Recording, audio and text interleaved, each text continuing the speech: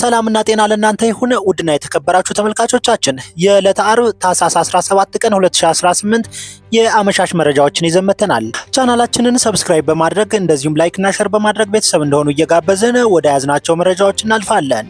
በኢትዮጵያና ኤርትራ ድንበር ኮንትሮባንድ በመስፋፋቱ ምክንያት የኤርትራ መገበያ ገንዘብ የሆነው ናቅፋ ወደ ትግራይ አድግራትና አድዋ ከተሞች ድረስ በስፋት እየተሰራጨ መሆኑን በንግድ ስራ ላይ ከተሰማሩ ግለሰቦች መረጃ ማግኘት ተችሏል። ከሁለቱም ወገን አዳዲስ ነጋዴዎች፣ ደላሎችና የኮንትሮባንድ አንቀሳቃሾች በስፋት እየተሳተፉ መሆኑን ነው ከነዋሪዎቹ የተገኘው መረጃ የሚጠቁመው። ከትግራይ ክልል ወደ ድንበር የኤርትራ ከተሞች ለጥቃቅን ንግዶች የሚያቀኑ ወጣቶች ለኤርትራ ገበያ የሚያቀርቡትን ምርት የሚሸጡት በናቅፋ ሲሆን ወደ ትግራይ ተመልሰው በጥቁር ገበያ እንደሚመነዝሩም መረጃ ማግኘት ተችሏል። አዲግራት ላይ አንድ ናቅፋ ከ12 እስከ 15 ብር ድረስ እየተለወጠ መሆኑን ምንጮቻችን አረጋግጠዋል። የናቅፋ መስፋፋት በተወሰነ መልኩ በትግራይ ከተከሰተው የብር አቅርቦት እጥረት ጋር የተያያዘ መሆኑንም የባንክ ባለሙያዎች ይናገራሉ።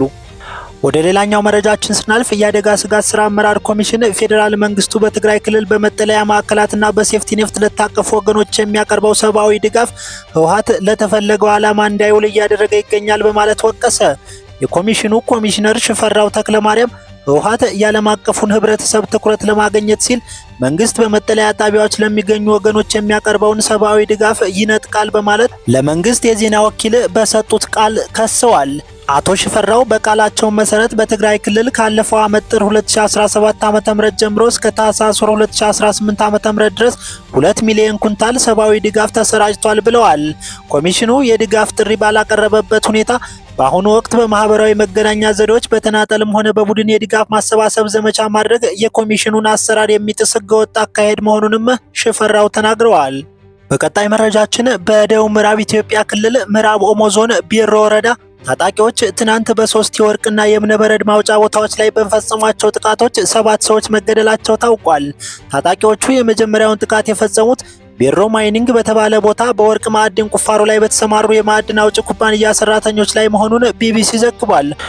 ሁለተኛው ጥቃት አንድ የእብነበረድ ማዕድን ማውጫ ቦታዎች ላይ መፈጸሙን የጠቀሰው ዘገባው በጥቃቱ የ2 ሰዎች ህይወት ማለፉን አመላክቷል። ሶስተኛው ጥቃት የተፈጸመው ከእብነበረድ ማውጫው በ3 ኪሎ ሜትር ርቀት ላይ በሚገኝ ሻምበል ሰጠኝ በተባለ የወርቅ ማውጫ ላይ ሲሆን በዚሁም ጥቃት 2 ሴቶችና አንድ ወንድ ተገድለዋልም ተብሏል። አካባቢው ነዳጅ ጭኖ በመጓዝ ላይ የነበረ አንድ የጭነት ተሽከርካሪ ሹፌር በጥቃቱ መገደሉን ዘገባው ጠቅሷል።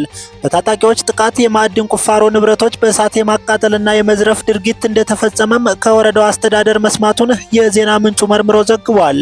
በቀጣይ መረጃችን በአፋር ክልል የሰብአዊ መብቶች አያያዝ ሁኔታ መሻሻል ያሳየ ቢሆንም ከተጠርጣሪዎችና ታራሚዎች ጋር በተያያዘ አሁንም ትኩረት የሚያስፈልጉ ጉዳዮች መኖራቸውን ኢሰማኮ ገልጿል።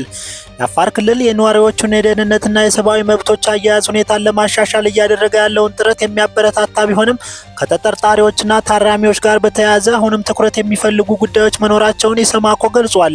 በዚህም ከሰብአዊ መብቶች አያያዝ ሁኔታ ጋር በተያያዘ በበርካታ ጉዳዮች መሻሻል የታየ ቢሆንም በተለያየ የተጠርጣሪዎች ማደሪያ ክፍሎችና ደረጃቸውን ያልጠበቁ የታራሚ ክፍሎች ደግሞ የተጨናነቁ መሆናቸውን የአካባቢ አየር ሁኔታ ያላገናዘበ በመሆኑ ትኩረት የሚያስፈልግና ማስተካከያ የሚያሻ ጉዳይ መሆኑን ኮሚሽኑ ገልጿል። የኢትዮጵያ ሰብአዊ መብት ኮሚሽን ኢሰማኮ በአፋር ክልል ያለውን አጠቃላይ የሰብአዊ መብት ሁኔታ በተመለከተ በክልሉ ርዕሰ መስተዳደርና ሌሎች ከፍተኛ የስራ ኃላፊዎች ጋር ታህሳስ 9 ቀን 2018 ዓ.ም በሰመራ ከተማ ውይይት ያካሄደ ሲሆን የውይይቱ ዓላማም ኢሰማኮ በክልሉ የተለያዩ ጊዜያት ባካሄዳቸው የሰብአዊ መብት ክትትሎችና የምርምር ግኝቶች መሰረት መሻሻል የታየባቸው ተጠናክረው እንዲቀጥሉና አሳሳቢ ጉዳዮች ላይ ደግሞ የእርምት እርምጃ እንዲወስድ ያለመ መሆኑን ተገልጿል። በዚህም በክልሉ የተጠርጣሪዎች ማደሪያ ክፍሎች ደረጃቸውን ያልጠበቁና የአካባቢውን የአየር ሁኔታ ያላገናዘቡ መሆናቸው፣ የታራሚዎች ክፍሎች ደግሞ የተጨናነቁ መሆናቸው፣ እንደዚሁም በፖሊስ ጣቢያዎችና በማረሚያ ቤቶች ያለው የሕክምና የምግብና የአልጋ እንደዚሁም የፍራሽ አቅርቦት በቂ አለመሆኑን በበቂ ትኩረት የሚፈልግና ማስተካከያ የሚያሻቸው ጉዳዮችን መሆናቸው ኮሚሽኑ ባወጣው መግለጫ ተናግሯል። በሰሜኑ ጦርነት የተጎዱ የትምህርትና የጤና እንደዚሁም የባንክና የመብራት አገልግሎቶች መሰረተ ልማቶችን ለመጠገን የተዋቀረው የመልሶ ማቋቋም ጽሕፈት ቤት እንቅስቃሴ ተፈናቃዮችን በዘላቂነት ለማቋቋም የተደረጉ ጥረቶች ሕግን ያልተከተለ ስር እንዳይኖር የተደረጉ ጥንቃቄዎች ወንጀሎች ተጠርጣሪዎችን በ48 ሰዓት ውስጥ ፍርድ ቤት የማቅረብ ልምድ መሻሻሉ ደግሞ በክልሉ መልካም መሻሻል የታየባቸው ጉዳዮችም ሆነዋል።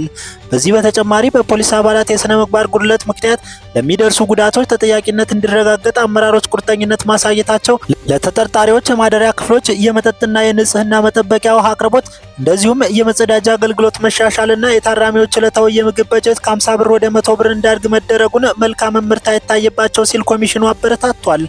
በክልሉ በተለይም ወደ መካከለኛው ምስራቅ የሚያደርገውን ህገወጥ የሰዎች ዝውውር ለመከላከል እየተሰሩ የሚገኙ ተግባራትን የጠቀሱት ርዕሰ መስተዳደሩ ኢሰማኮ በዚህ ድርጊት ሰለባ የሚሆኑ ሰዎች ላይ የሚደርሱ ሰብአዊ መብት ጉዳቶችንና የባለድርሻ አካላት ኃላፊነቶችን በተመለከተ የግንዛቤ ማሳደጊያ ተግባራትን በማከናወን ጭምር ክልሉ በሚያደርገው የሰብአዊ መብት ሁኔታ የማሻሻል ጥረት አበርክቶውን እንዲቀጥል ጠይቀዋል።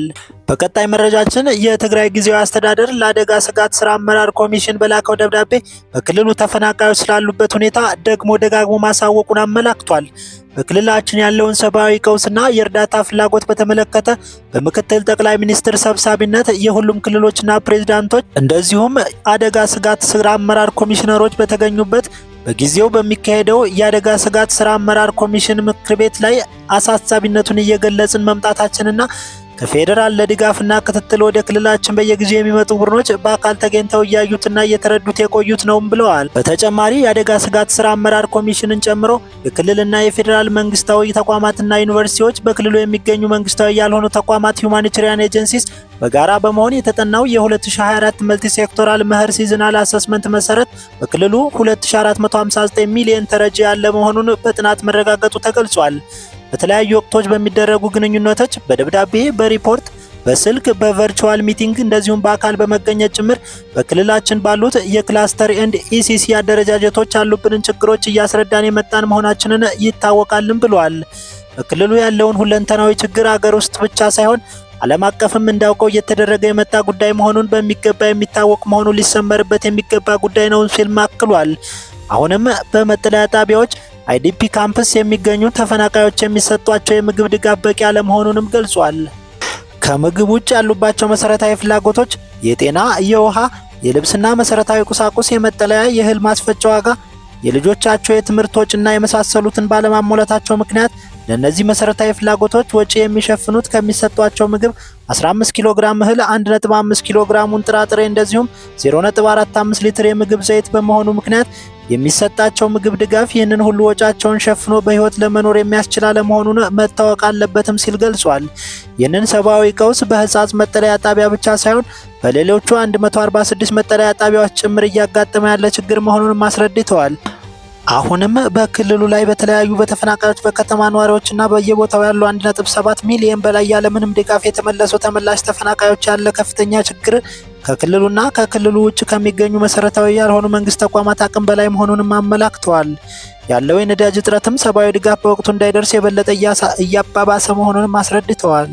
ክቡራትና ክቡራን ተመልካቾቻችን ለዛሬ የነበረ መረጃ ይህንን ይመስላል። አብራችሁን ስለቆያችሁ እጅጉን አመሰገን። ቻናላችን ሰብስክራይብ በማድረግ ቤተሰብ እንደሆኑ ጋበዝን። መልካሙን ሁሉ ተመኘን።